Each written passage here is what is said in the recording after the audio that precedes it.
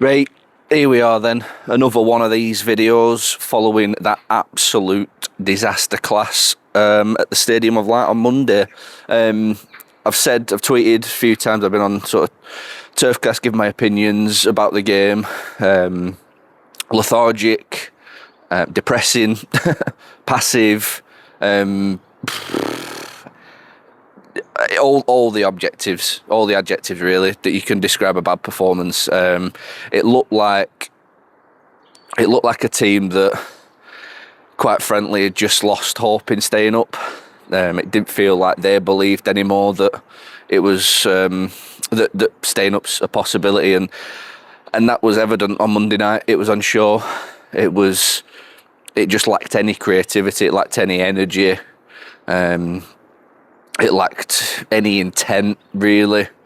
I know we haven't really looked much for a Premier League side all season, but that really did not look like a Premier League team. It was, utterly and objectively lethargic and pathetic and disgraceful and crap and everything. Turgid, everything. Everything you can throw at it, it'll stick and it'll land on that performance. Now, the players probably were to blame as well, as much as anybody else, but we all know what the root and cause of the problem is. It's Mr. Scott Parker. I'm afraid it's time. It's run its course. I'm at the stage now where, I'm beyond apathetic now. I think I'm just in sort of a bit of despair with it all. I don't believe that I've ever felt this way about the football club in any sort of guise that it's been in. Really, this is sort of the worst it's felt for me in sort of my probably 20 years of being a very active football watcher and a Burnley fan. It's never felt this sort of bad, across the entire board, across the entire cosmos of Burnley Football Club. Everything just feels wrong. Everything just feels disjointed. Everything feels disconnected. Everything feels flat. There doesn't seem to be one good story out of the club at the minute, from from a footballing term and even like a commercial term. It all feels a bit sort of like, I don't really know. I don't really know what to call it, really. It's just, look, fundamentally, we all know now Scott Parker shouldn't be in a job. That's pretty evident. That's pretty obvious at this point. We all know that he's not cut out at this level. We all know that. We all know that he's been found out once again that he's not a Premier League manager. We all know that his tactics are not good enough. So I think now, I'm still going to be banging that drum. He's got to go. I'll be banging that drum until he goes. But now the frustration and the anger has to go towards, hey, okay, Alan Pace and the board. What they're doing is just, it's utterly inept at the minute. It's borderline in ignorance, I think, of how inept we are being ran as a football club. You can do all your commercial deals that appear and then disappear into the ether. We get all these brands that come on board and drink this, visit that, eat that, watch that, buy that, crypto this, crypto that. They come in, they go, fair enough, whatever. That's what It's not even a thing worth even thinking about. But purely from footballing decisions, it's an absolute disgrace what's going on at the football club. Yet again, we are going to have another rebuild of a team. We're going to have another reset of a playing squad. We're yet again going to have to wheel and deal our way through a transfer window, balancing the books, getting players out that don't want to be here, which is probably a lot of them over the summer. There's not going to be many that are going to swallow the pride to come down to the Championship with us. So again, we're going to have to put faith in this board and let them make the decisions to rebuild this team again. Now, are they going to do it with Scott Parker in the helm? I have no idea at this point. You know, if you're not sacked a manager after not winning a game as, what date are we on today now? 4th of February, as 102 days since Burnley have won a game of football in a league fixture, and the manager is still in position, that suggests to me that they're keeping this man, or they're going to try and keep him. You know, they're not making any changes. I personally don't want to see him start next season. I don't think you don't get rewarded with keeping your job after being so bad through your performances. And being so naive with it all. Now, if I can see that, and now pretty much the majority of the Burnley fan base can see that, how the hell are these businessmen that are, you know, multi-million, you know, they've got multi-millions in the bank, they've obviously way, you know, brighter than I am, way brighter than most for that, they've made a lot of money, and yet they can't see that. It's beyond baffling at this point. And the radio silence that we're getting from anybody, you know, when we're winning, it's all happy this, happy that, you know, performance is good, but as soon as it goes to shit, they're not interested, they're silent. And to me, that's how you you know, it's the sort of like adage around your friends in your life. When you're doing well in your life, you know, your friends all want a piece of you, don't they? But then when the bad times come, it shows sort of a real character about people. And you'll sort of see the ones that fade away into this that aren't really that interested in you when the bad times are there. But it's the strong and the good characters that sort of stand up firm to challenges and be the most, not vocal, but with the most forthright in their views. And like I say, we've not seen any communication from anybody really.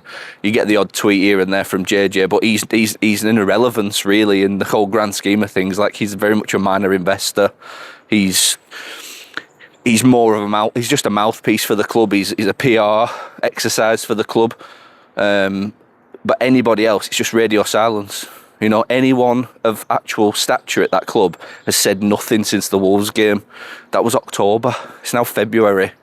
Like, if the case is that, you know, Alan Pace and the board have all mutually agreed that Scott Parker is our man and this is our project, no matter how bad it gets, we're sticking through it, fine. You know what? Fine. Fair play. Come out and tell us. Come out and tell us that that's the plan. Because we haven't got a clue what the plan is. You know, 1 minute you're telling us that we're going to win the Champions League. The next minute they're telling us that we're going to buy Espanyol. The next minute they say we're going to do everything we can to stay in the division. The next thing is we're signing James Ward-Prowse on loan and that's it. You know, what is the plan? I don't know the plan. I don't think many people can actually tell me what the plan or the project is or the end game is for this investment group, because I quite frankly just don't see it. And when you're throwing in, when you act like, when we're fans that are just passionate about what's on the football pitch, you know, and it's going well, you don't really pay attention to what's happening upstairs, because on the pitch it's ultimately what matters to us sort of match-going fans. But those that care a little bit deeper and a little bit, you know, want to look a bit further beyond the pitch, what I'm seeing, you know, I can't speak for everybody, and I know quite a few are probably thinking the same, but what I'm seeing is an ownership group that are in it for a bit of a quick buck. That's the reality of it, I'll be honest with you. With the leverage buyout and the sort of the small investment of funds at the beginning was a low risk purchase to me financially. That's what it looked like. It was a low risk to them from a minuscule investment in comparison to everything where we're at with the leverage debt. Now there's a post circulating around on Twitter now about the finances of the club and the future finances of the club, and you know, we're sort of riddled's probably a really strong way of putting it, but we are tied up in a bit of debt at the minute and high interest payments that just seems unnecessary. And you know, like I said earlier on in the video, we're sort of having to balance the books season on season. You know, we're having to do quite a lot of player trading, which, you know, gets you out of a hole short term, but long term, is that sustainable? No. You know, that 1 year, you know, you might get away with it like we have done for a couple of years, but what is the plan if we don't get away with it? Like, what is the plan? What's the backup plan? Where's the pull code for us as a football club? I can tell you what the pull code is for those involved. It's leave, because they've already got their investment back. They've already made their small investment, their small cash investment profit back. You know, I think they've paid out like 20 odd million quid back out to investors and to board members. And I know full well that they didn't pay that much money at the start of this leverage buyout. It was much smaller than that.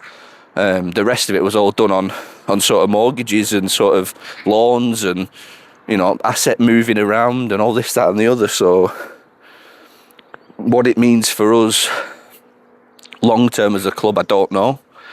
Am I going to sit here and say we're in sort of jeopardy, we're on the brink of existence? No, we're not. I don't think we are just yet.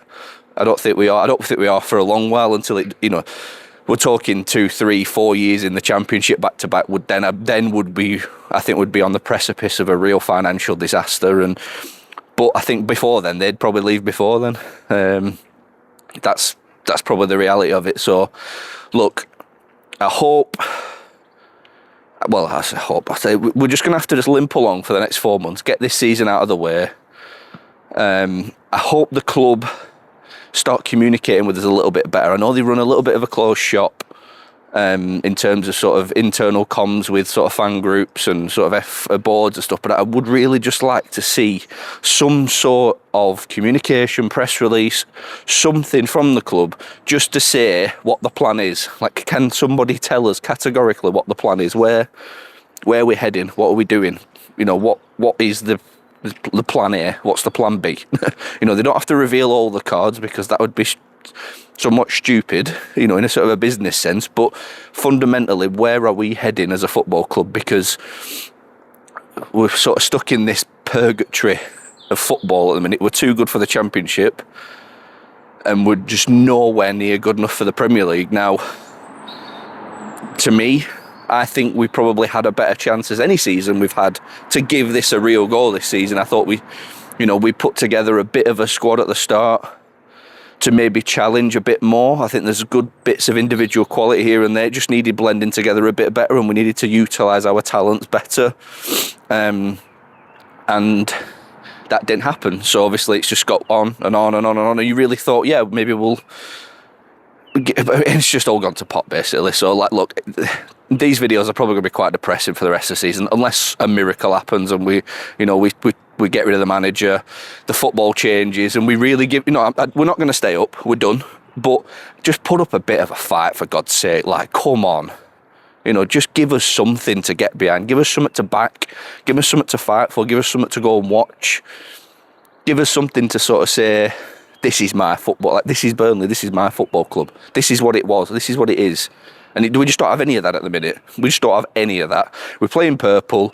We have, we have a different badge on our shirt to what we're used to, without any consultation. We don't have any sort of communications within the club anymore to the fans. We don't have any sort of connection to these players that we're sort of bringing in year on year. It's just usually, they're here for that such a short space of time that we don't have a chance to fall in love with these players. And even the players that we do sign aren't performing well enough for us to fall in love with them. So there's no attachment anymore to the club. And sadly, this all sort of stops at AOK's door. That's where we're at with it, I'll close this video up by just sort of reiterating what I said is I'm beyond apathy now. I'm sort of in despair with it all, really, and can't wait for this sort of segment of Burnley to be done with, really. So yeah, cheers for watching, and catch you in the next one.